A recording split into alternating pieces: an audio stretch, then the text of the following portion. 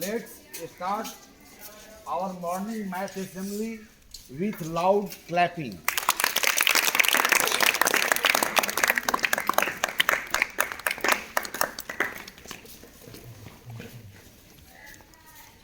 आज के इस गणितीय सदन में जिसमें वर्ग 6, 7, 8 के विद्यार्थी बैठे हुए हैं, उसमें आपके साथ किन विषय के ऊपर हमारी चर्चा होगी, जिसमें सबकी भागीदारी होगी, तो उसको बोर्ड पर मैंने लिख दिया हूँ।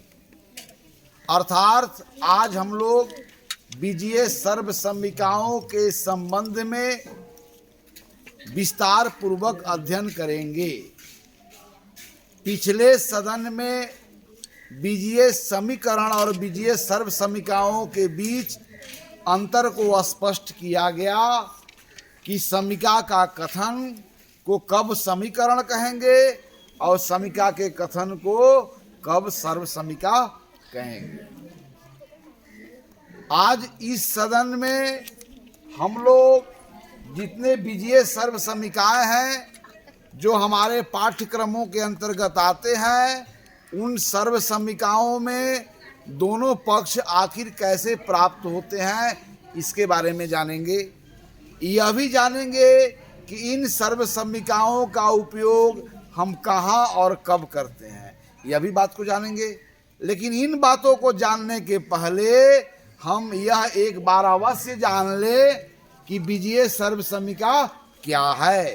तो मैं आपको स्मरण दिलाने के लिए एक बार मैं बता देता हूँ कि समता का वह कथन जिसमें एक या एक से अधिक चर हो और वह समता का कथन चरों के प्रत्येक मान के लिए सत्य हो, तब उसे हम लोग क्या कहेंगे? बीजीय सर्व समीकरण। अर्थात लिख लिया जाए, राइट डाउन। तो क्या है समीकरण का वह कथन? यह कथन होगा, गणितीय रूप से व्यक्त होगा ना। समीकरण का वह कथन जिसमें एक या एक से अधिक चर हो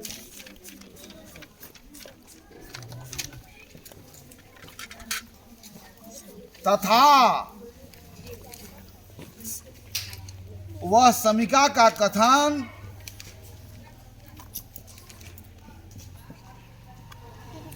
चरों के प्रत्येक मान के लिए सत्य हो।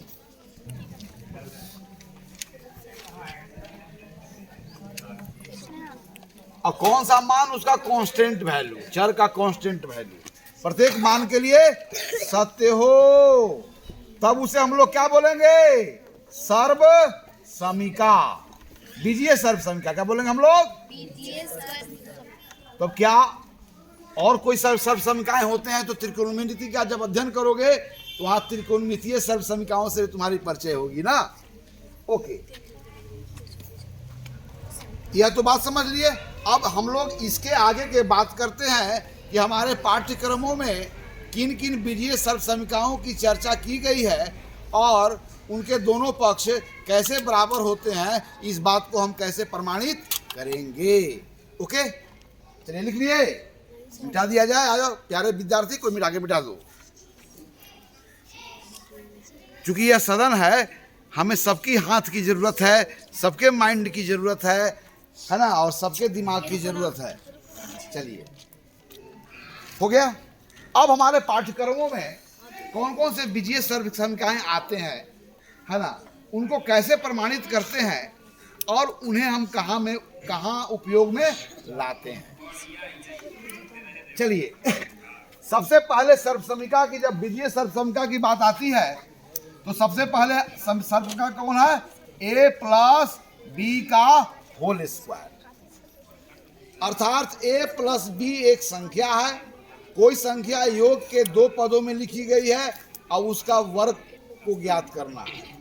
तो इसको लिखते हैं ए स्क्वायर प्लस 2ab प्लस क्या लिखते हैं? तो a माइनस बी का होल स्क्वायर, इसको आप कॉपी में उतार ले। A square minus 2ab plus B square, सिर्फ यहाँ पर साइन चेंज कर जाता है। एक और मिलेगा ए स्क्वायर माइनस बी स्क्वायर ए प्लस बी गुने ए minus B, A square minus B square, यानी दो संख्याओं के वर्गों का अंतर एक ऐसे आयत के क्षेत्रफल के बराबर होता है जिसकी लंबाई इन वर्गों के भुजाओं की लंबाई के बराबर हो और जिसकी चौड़ाई इन वर्गों के भुजाओं के चौड़ाई के अंतर के बराबर हो। आइए ए माइनस बी का होल क्यूब प्लस बी का whole cube, A cube plus 3a square B plus 3ab square plus B cube, A minus B का whole cube A cube minus 3a square B plus 3ab square minus B cube,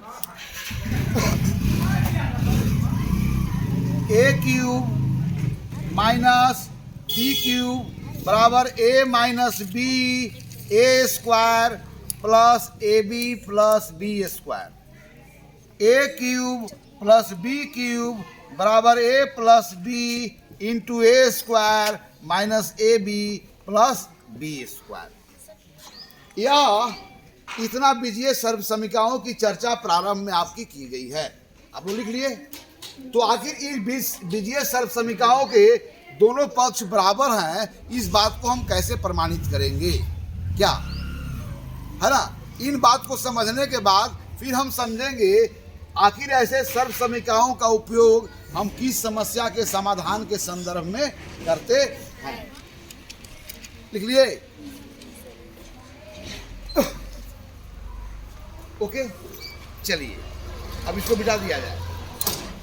तो सबसे पहले अब है कि बीजीय सर्व समीकरणों को कैसे प्रमाणित करें। हमारी समस्या क्या है, हमारा प्रॉब्लम क्या है, बीजीय सर्व समीकरणों को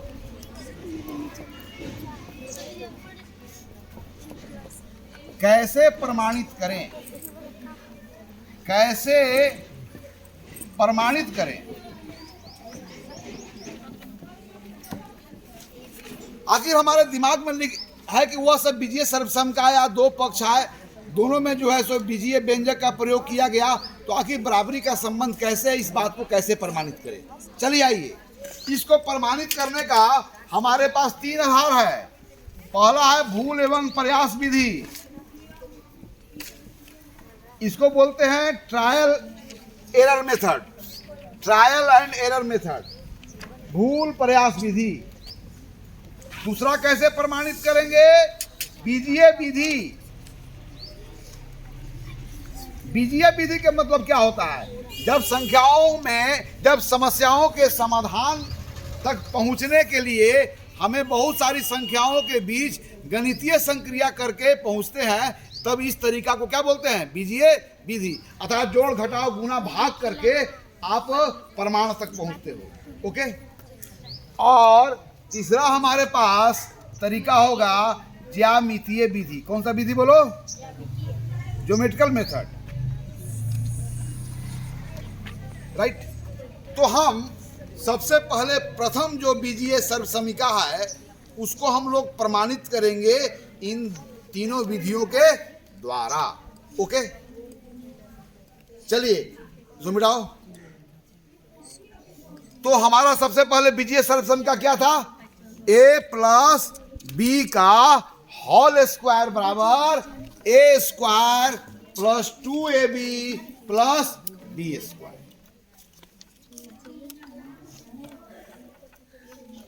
हमारा पहले बीजीय सर्व समीका क्या था बोलो, लॉकुस, ए प्लस बी का whole square A square plus 2ab plus yes. भूल एवं प्रयास विधि में हम स्वतंत्र हैं कि ए और बी का कुछ भी मान ले सकते हैं, और हम ए और बी का बहुत सारे मान लेने के बाद हम रिजल्ट को क्या पाते हैं, और अगर रिजल्ट होगा उसके बाद हम कंक्लूजन करते हैं, कंक्लूड करते हैं, अर्थात किसी कंक्लूजन तक पहुंचते हैं कि आगे भी ए और बी का कुछ भी मान लेंगे तो उसके साथ यही घटना घटेगी, ओके। आइए तो सबसे पहले इस बीजीय सर्व समीका को हम लोग भूल एवं प्रयास विधि से सिद्ध करते हैं। भूल एवं प्रयास विधि। चलिए अब यहां पर मैं परिभाषा बताया हूं कि इक्वल समीका का वह संबंध और या समीका का वह कथन जो चर के प्रत्येक मानों के लिए सत्य हो, उसी स्थिति में उसे हम लोग सर्व समीका कहते हैं। मान लो कि ए का मान हम लोग लिए 2 और बी का क्या मान लिए हम लोग 3, तो इसका लेफ्ट हैंड साइड में हमारा कौन सा व्यंजक है? a प्लस बी का होल स्क्वायर, अर्थात 2 प्लस 3 का होल स्क्वायर, और 2 प्लस 3 कितना हो गया? 5 का होल स्क्वायर। और 5 का स्क्वायर के मतलब घातांकीय संकेतन में पढ़ा है, 5 को अपने आप से कई बार गुना किया गया? 2 बार। माने 5 multiplied by 5 and what number you get here? 25। यानी कि a का वैल्यू जब 2 हो, b का वैल्यू 3 हो, तो लेफ्ट हैंड साइड में प्राप्त व्यंजक का मान कितना होगा? 25। अब इसी वैल्यू के लिए लेफ्ट हैंड साइड के व्यंजकों का मान का पता करते हैं। चलिए लेफ्ट हैंड साइड में हमारा क्या है बोलो? RHS में कौन सा एक्सप्रेशन है? a square plus 2ab plus क्या हो गया? अगर हम लोग a की जगह रख दें 2 का स्क्वायर प्लस 2 इंटू 3 प्लस 3 का स्क्वायर, और इसको हम लोग सिंप्लीफाई करेंगे तो कहाँ तक पहुँचेंगे? 2 का स्क्वायर कितना हो गया? 4, 3 दूना 6 दूना 12, 3 तारीख के 9, और कितना होगा? 9 4 13, 10 10 20, और अर्थात यह साइन ऑफ इक्वलिटी a बराबर 2 और b बराबर 3 के लिए क्या है? सत्य है। यह कथन किसके लिए सत्य है? a बराबर 2 तथा b बराबर 3 के लिए सत्य है। ध्यान देंगे। तो क्या अगर कोई लड़का a के मान रख दे 7 और b के मान रख दे 5, तो क्या a बराबर 7 और b बराबर 5 के लिए यह सत्य नहीं होगा? होगा। अगर a बराबर 7 रख देंगे, b बराबर 5, तो 7 5 कितना हो गया? 12, और 12 का वर्ग कितना हो गया? 144।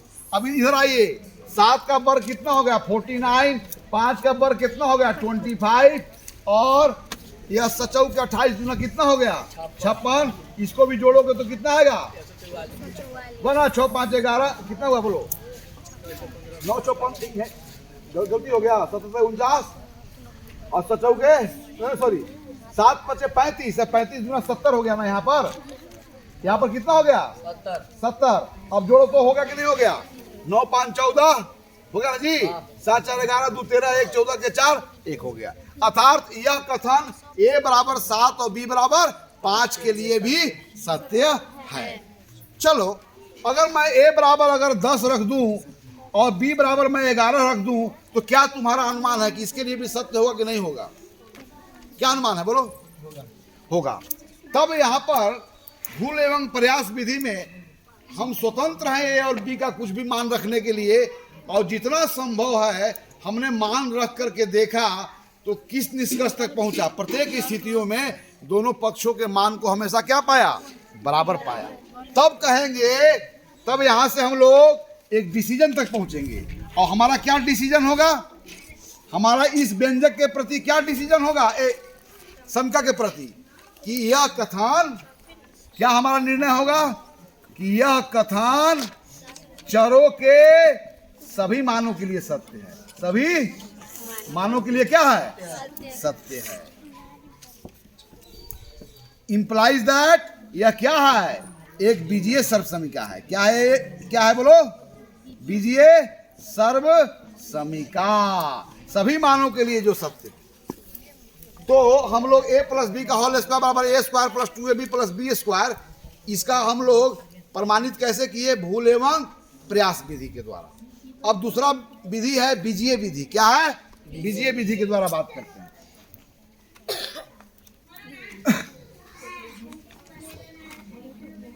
चलो a प्लस बी का होल स्क्वायर बराबर a square plus 2ab plus क्या हो गया? b square. ओके, चलिए हम लोग बीजीय विधि का प्रयोग कर रहे हैं। बीजीय विधि मतलब जिसमें उत्तर तक पहुंचने के लिए, समाधान तक पहुंचने के लिए संख्याओं में संख्याओं के बीच में हमें गणितीय संक्रिया करने की आवश्यकता होती है। उसी को हम लोग क्या बोलते हैं? बीजीय विधि। अब आइए परिभाषा के अनुसार, किसी संख्या का वर्ग a plus b to the power 2, right, a plus b to the power 2 means a plus b is multiplied to itself how many times? 2 times. Okay, आप लोग 5 का स्क्वायर का मतलब क्या होगा? 5 को अपने आप से 2 बार गुना किया है। 5 का घात 3 का मतलब क्या हुआ? 5 या थर्ड पावर ऑफ 5 क्या हुआ? बोलो। 5 इज multiplied to itself how many times? 3 times. तो a प्लस बी का whole square means a plus b is multiplied with itself. a plus b is multiplied with itself how many times?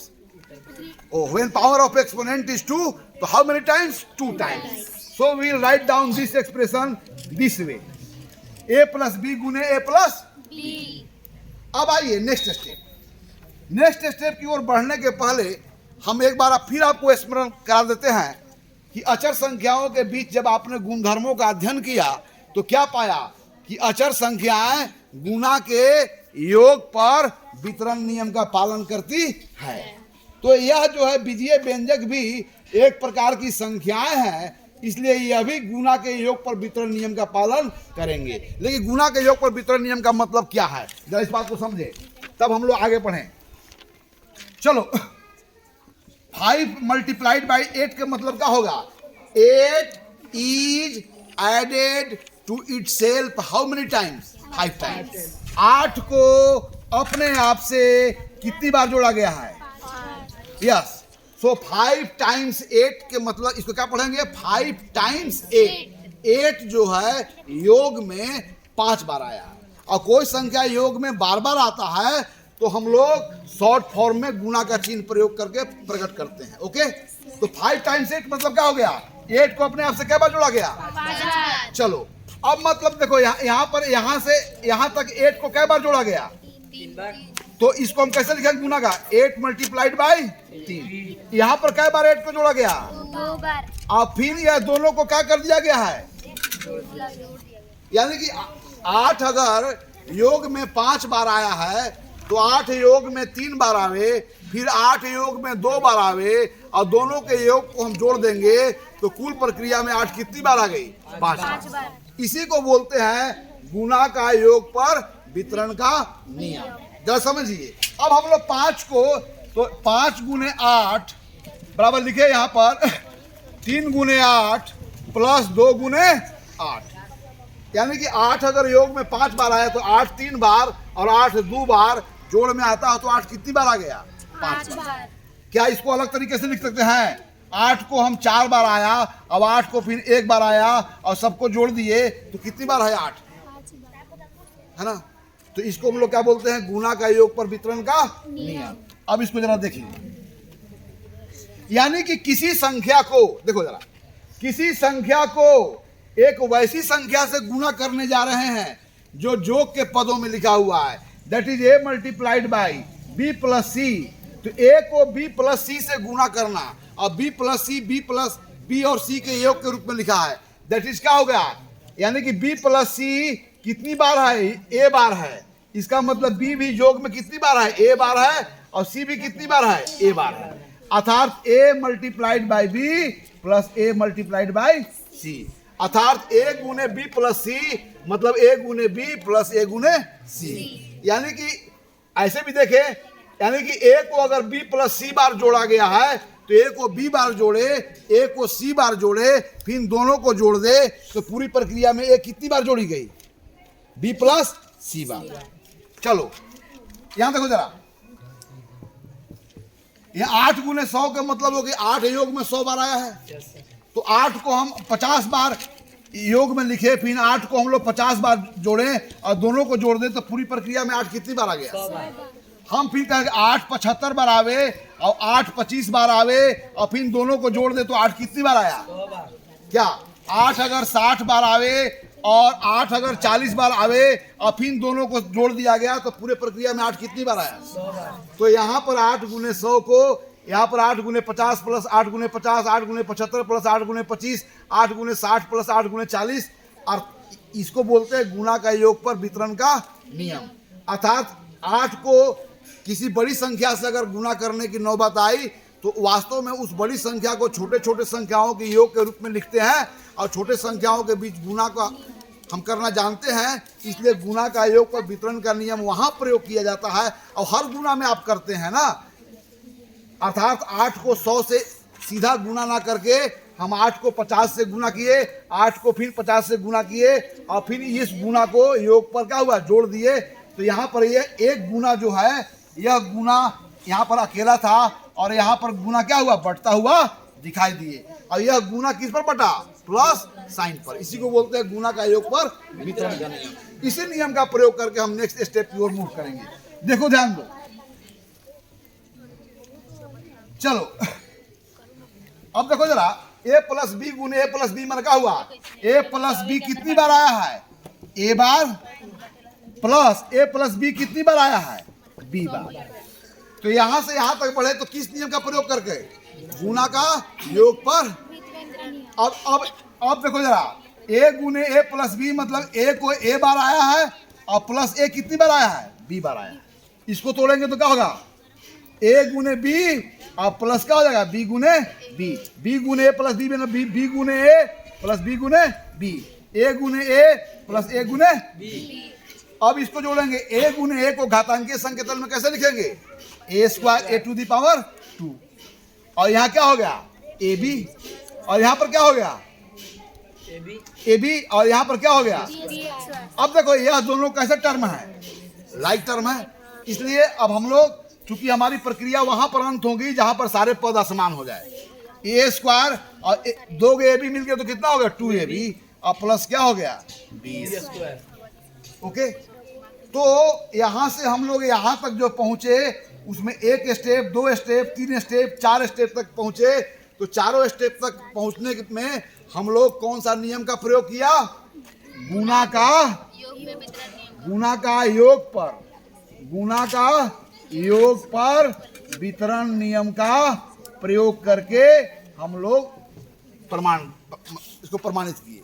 Okay, अब चलिए इसी समीका को अब हम लोग ज्यामितीय विधि से प्रूफ करते हैं।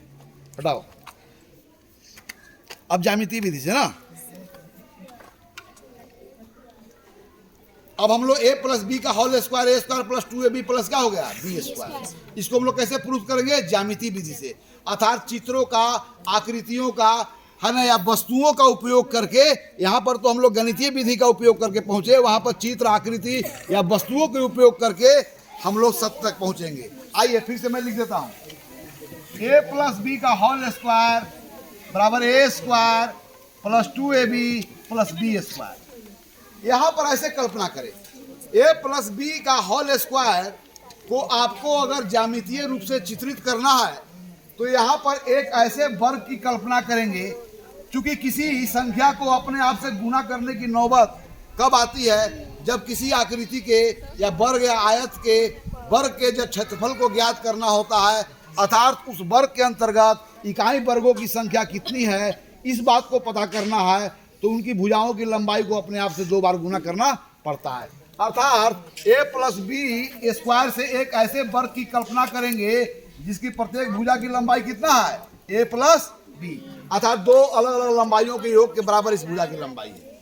अब यहाँ पर a स्क्वायर का मतलब क्या होगा, कोई एक ऐसा वर्ग होगा जिसकी भुजा की लंबाई a है, दूसरा एक ऐसा वर्ग होगा जिसकी भुजा की लंबाई b है, और यहाँ पर ऐसे हमारे पास 2 आयत होंगे जिसकी लंबाई a और चौड़ाई b होगी, जिसकी लंबाई a और चौड़ाई b होगी।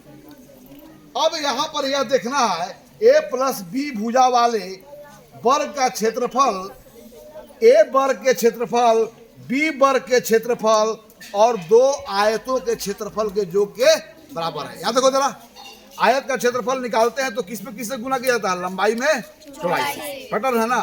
तो हम क्या प्रूफ करना जा रहे हैं, क्या प्रूफ करने जा रहे हैं, क्या प्रूफ करने जा रहे हैं कि a प्लस बी भुजा वाले वर्ग का क्षेत्रफल, a वर्ग के क्षेत्रफल, b वर्ग का क्षेत्रफल और 2 आयत का क्षेत्रफल जिसकी लंबाई ए और बी है इसके योग के बराबर है।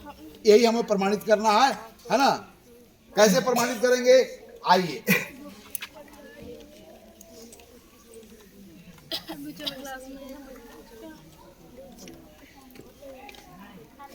तो इसके लिए आपको मैं अर्थात यहाँ पर क्या दिखाना है, यह जो है यह क्या है, 2 वर्ग, 2 अलग अलग लंबाइयों के वर्ग और 2 आयत जिसकी चौड़ाई और लंबाई क्या है, बराबर है।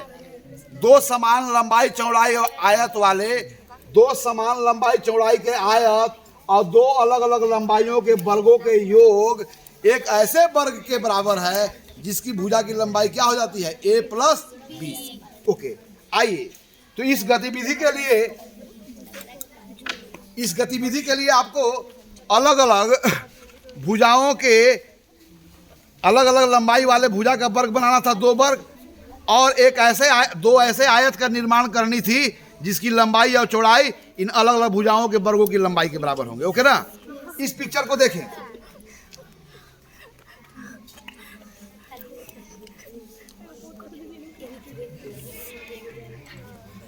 मान लो कि इसकी लंबाई यहां से यहां तक ए है और यहां से यहां तक क्या है, बी है, राइट। यहां पर ए भुजा वाले हमने वर्ग बनाया तो ए भी हो जाएगा, ए भी क्या हो जाएगा, ए भी कितना हो जाएगा, ए। चूंकि यहां से यहां तक लंबाई ए प्लस बी है तो डेफिनेटली कितना होगा, बी।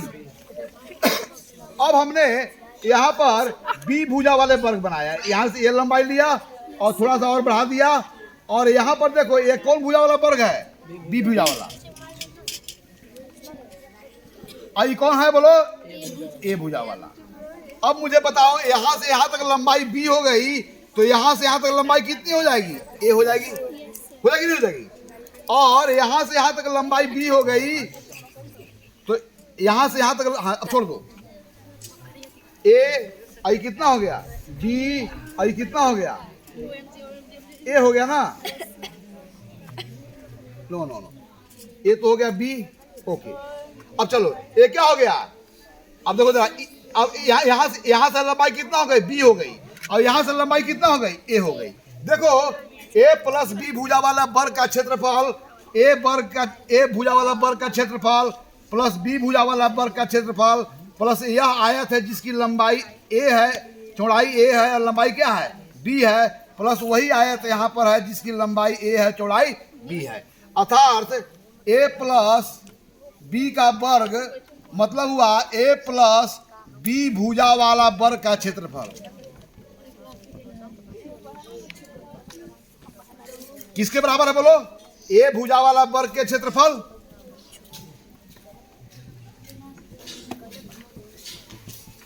प्लस किसका बोलो, बी भुजा वाला वर्ग का क्षेत्रफल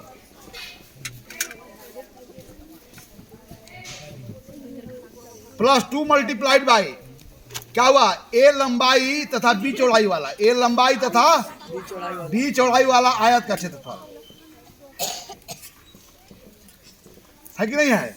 अब आइए, आपको ये इस दिशा में वर्क करने के लिए जो आपको कटआउट दिखाया था आप लाइए। सबसे पहले कौन लाएगा, आओ आ जाओ। चलो ए भुजा वाला कौन वर्ग है, देखिए इनका ए भुजा वाला वर्ग है ना। चलिए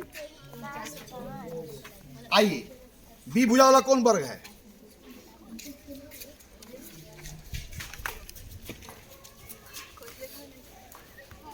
यहाँ पैसे चिपकाएंगे ना जी। चलिए अब इसमें फिक्स कीजिए, आप बी लंबाई वाला और ए चौड़ाई वाला आयत को फिक्स कीजिए, ऐसे फिक्स कीजिए। आ जाइए, इधर लीजिए, एक लड़का आइए, चलिए। और यहाँ पर देखिए, आप हट जाइए, देखिए जरा, यहाँ पर मैं फिक्स कर दिया हूँ जी।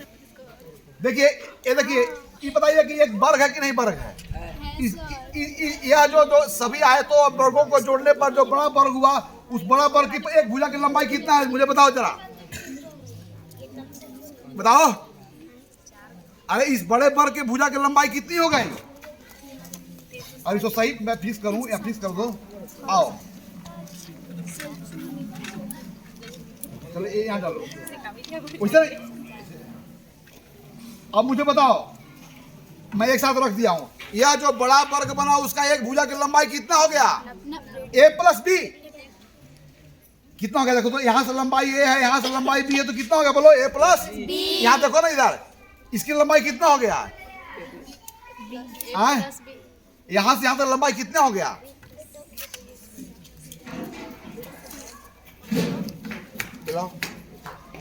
अरे ये वर्ग बना कि नहीं बना है? बड़ा वर्ग, इन सभी आयतों और वर्गों को जोड़ने पर एक बड़ा वर्ग बना ना। इस बड़ा वर्ग की एक भुजा की लंबाई कितना हो गया? तो वही ना चारों तरफ देखो तो घूर करके नहीं a प्लस बी है। देखो जरा कितना है, a प्लस बी इधर मिल रहा है कि नहीं मिल रहा है? देखो जरा a प्लस बी इधर मिल रहा है कि नहीं मिल रहा है? देखो तो इधर भी कितना मिलेगा? तो a प्लस बी का क्षेत्रफल कितना होगा बोलो? a का क्षेत्रफल प्लस b का क्षेत्रफल प्लस ab और प्लस का हो गया ab, दैट इज कितना हो गया?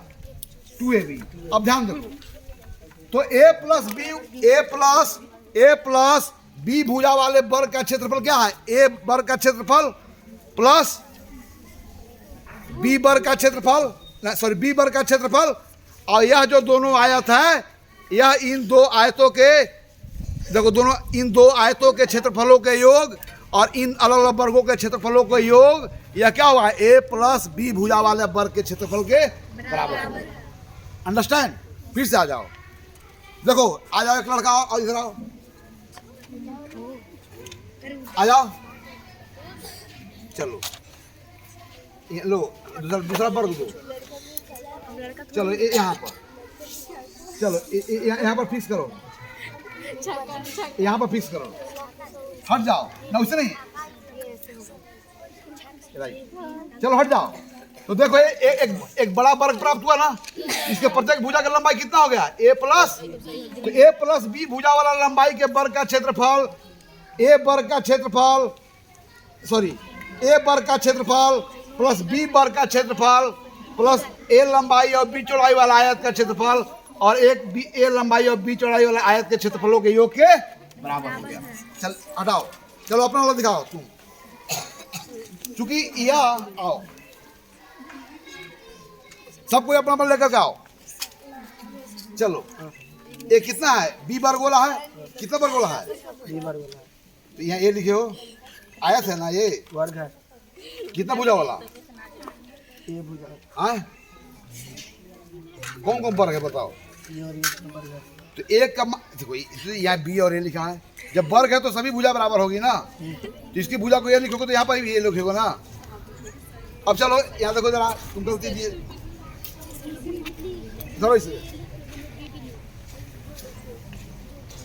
ए वर्ग है तो ए हो जाएगा, ए भी कितना होगा? ए होगा, अगर इसको बी मानोगे तो ये भी कितना हो जाएगा? बी हो जाएगा। चलो चलो यहाँ देखो जरा, यहाँ देखो, ए का वर्ग बी का वर्ग और ए का वर्ग मिला है। चलो यहाँ पर रखिए, आयत रखिए, यह आयत को फिक्स कर लीजिए, ऐसे फिक्स कीजिए वो वर्ग बन जाए। यहाँ रखो ना, इसको करो, यहाँ पर जोड़ो,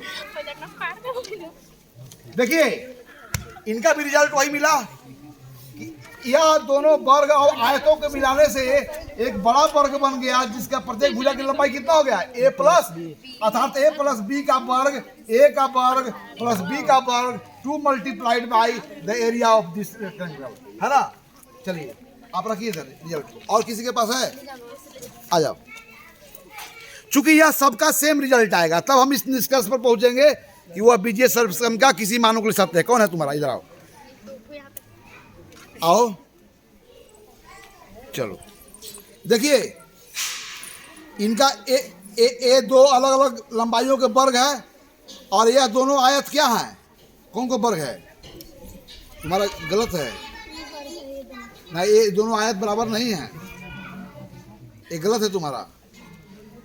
इन दोनों आयतों की लंबाई ए और बी होना चाहिए, गलत है तुम्हारा। चलो तुम्हारा लाओ, आओ, हाँ फिर से लगाओ। देखो बी का वर्ग ए का वर्ग, ऐसे जोड़ना है, ऐसे। चलो क्या हुआ? एक आयत ए बी वाला, ए लंबाई ए बी, फिर आयत ऐसे जोड़ो। इनका भी देखो रिजल्ट, इनका भी रिजल्ट देखो, यह जो है सो दोनों वर्ग और आयतों को जब इस तरह से मैं मिला दिया तो एक बड़ा वर्ग बन गया, और जो बड़ा वर्ग बना उसकी भुजा की लंबाई कितना हो गया, यहाँ से आता है a प्लस बी, इधर देखो a प्लस बी, इधर भी कितना हो a प्लस बी, यानी कि a प्लस बी भुजा वाला वर्ग का क्षेत्रफल a के वर्ग का क्षेत्रफल प्लस b का वर्ग का क्षेत्रफल प्लस दो ऐसे आयत का क्षेत्रफल जिसकी चौड़ाई और लंबाई क्या है, a और b है। अर्थात दोनों दो आयत, दो अलग अलग वर्ग, यह दो आयत, अब यह दो वर्ग जो बीमा दिया हुआ है, इस बीमा के आयत और वर्ग को अगर आपस में साइड बाय साइड रखेंगे तो हमें एक बड़ा वर्ग प्राप्त होगा जिसका प्रत्येक भुजा की लंबाई a प्लस बी हो जाएगा। ले जाओ। तो आइए सदन को समाप्ति के पूर्व हम लोग संक्षिप्त रूप से उन बातों को चर्चा कर ले जिसके इर्द गिर्द बहुत सारी बातें हुई। आज के इस सदन में हम लोग बीजीय सर्वसंख्याओं के बारे में समझा और बीजीय सर्वसंख्या क्या होता है इसके बारे में समझा, और फिर हमें कितने प्रकार के बीजीय सर्वसंख्याओं से हमारी मुलाकात होगी इसके बारे में नोट किया। और इस नोट करने के बाद जो सबसे पहला बीजीय सर्वसंख्या है जो यहीं से शुरू होता है प्लस बी का होल स्क्वायर बराबर a square plus 2ab plus B square, इसको हम लोग तीन तरीकों से प्रमाणित किया, ट्रायल एंड एरर मेथड, भूल एवं प्रयास विधि, बीजीय विधि और ज्यामितीय विधियों के साथ। आज आप लोग को यहीं पर छोड़ता हूँ, फिर अगले सदन में अगले बीजीय सर्वसंख्याओं को हम लोग प्रमाणित करेंगे इन्हीं तीन तरीकों के साथ।